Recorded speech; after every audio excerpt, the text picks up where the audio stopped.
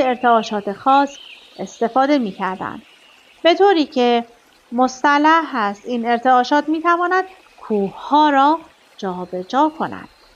یکی از تئوری‌های ساختن پیرامیدها یا اهرام این بوده است که مصریان اولیه بر اساس استفاده از ارتعاشات صوتی قادر بودند صخره‌های بزرگ با ابعاد بسیار حجیمی را جابجا کنند.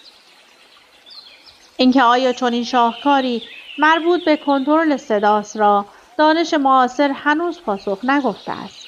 با این همه شک نیست که صوت اثرات قطعی و پیش‌بینی شده‌ای را بر جسم و روان انسان باقی می‌گذارد. مثال واضح در این مورد اختلاف بین موزیک کلاسیک و جاز میباشد.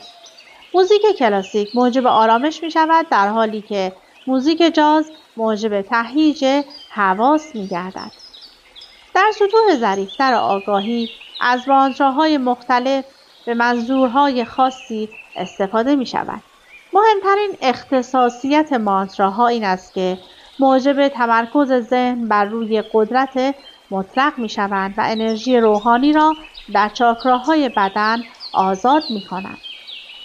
مانترا وسیله است برای ارتباط فرد با خود بزرگ. صوت به عنوان انرژی. در تئوری یوگی ها فکر، فرم و صوت همه یکی هستند. همچنان که بخار، آب و یخ هر سه دارای یک طبیعت می باشند. فکر، فرم و صدا جنبه‌های مختلفی از طول موج خاصی هستند.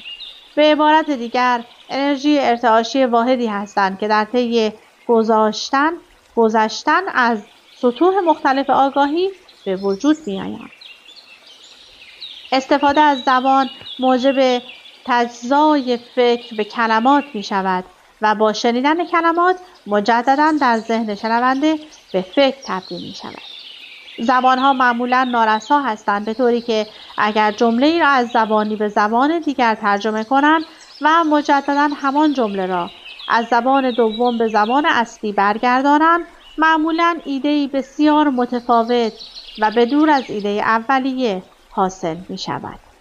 صوت و فکر در دو انتهای 4 مرحله اساسی قرار دارند که صوت در یک انتها و فکر در انتهای دیگر طیف واقع شدند. 4 مرحله عبارتند از: مرحله اول، ویکاری. این مرحله واقعی ترین مرحله تفکر است. در این مرحله فکر به اسم و فرم دلالت می کند. نام همان موج فکری است و این دو از هم جدا نیستند.